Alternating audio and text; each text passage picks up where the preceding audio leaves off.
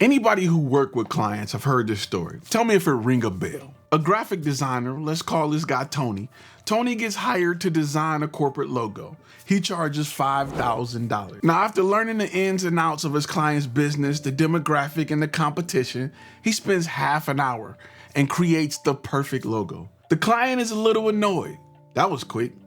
That only took you 30 minutes. I paid you 5 racks. Why should I pay you 5 racks for something that only took you 30 minutes? The graphic designer says, it took me 10 years to learn how to deliver your product in 30 minutes. You're paying me for the years, not the minutes. Mic drop, and the crowd goes, wow. My name is Ty, and you landed on the only YouTube channel teaching you about the business side of content creation. Today, we're gonna tear Tony ass apart because this mentality is some bull. Let's go.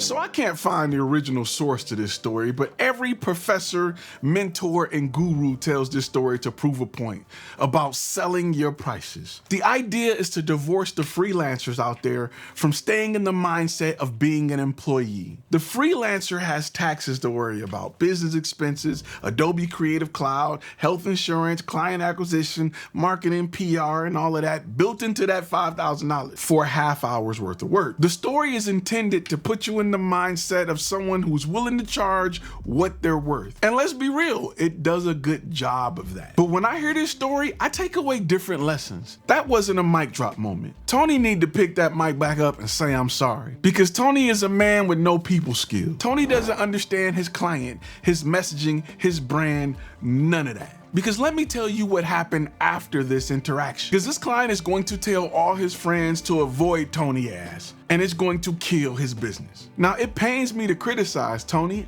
I know why this story was put out there.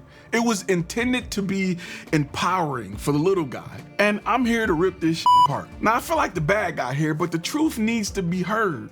It's like your first car. You may not want it, but daddy gonna give it to you anyway. Want some breakfast? It's Tony's job to anticipate the client reacting this way. It's inevitable. You're running a business here, bruh. You gotta put on your nice face. You can't divorce the service from the deliverable. It's not one or the other. You're working with humans, not machines, and humans consider the total package. This particular client obviously felt like $5,000 was a substantial amount of money, and he was feeling dumb that he blew it that fast. He hired a professional because he doesn't know the field. You can't expect somebody who doesn't know the field to understand the ins and outs of how much work something takes. The client feel like somebody visiting a dishonest mechanic. They feel like a sucker who got taken advantage of. You're not gonna get hired again, and you're not gonna get referred to other people unless you understand how to address this. So Tony's first job is to anticipate the client's reaction. So what's the second step? Not to come up with these sassy ass comebacks and caps. Mom. Yeah, that's right.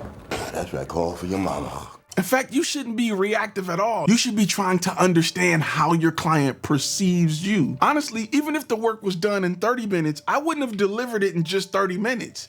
At least give it 3 days. Set the expectation moving forward that work takes time. I mean, that's a simple fix, but it's not the only one. You can make it clear to the client that a speedy delivery is a part of the package. I mean, think about it. What do you expect to be more valuable and cost more? Same day shipping or 2-week shipping? Getting something done quick is a huge bonus. If Tony had presented his services as expedited to begin with, he'd get a pat on the back instead of a slap in the face. These little moments of understanding the clients is what I like to call client-led design. The entire approach is set up in a way that you consider what the client perceives first, then you get ahead of it. Tony, I'm sorry I had to shit on your story. You seem like a good guy, but we needed to get some solid advice out there for other people to follow. Now, some special news out there for my Gold Plus members over at Flash from Academy. In part 2 of this video, we'll be going over another way to implement this client-led design. And though I'm not one to lean on equipment for pricing, there's an exception. This one is all about using your equipment to justify higher prices. Trust me, you're gonna wanna see that one. Y'all been waiting for this because the whole video is basically just a big excuse to buy all the goodies you want. Y'all already know I don't push a lot of gear, so make sure you check out that video. If you're not a member, download that app. join the day. If you want to make more money per shoot, check out this video right here where I talk about how to bundle what you got so you can work smarter and not harder. As always, be inspired, be creative, be profitable. I'll see y'all in the next one.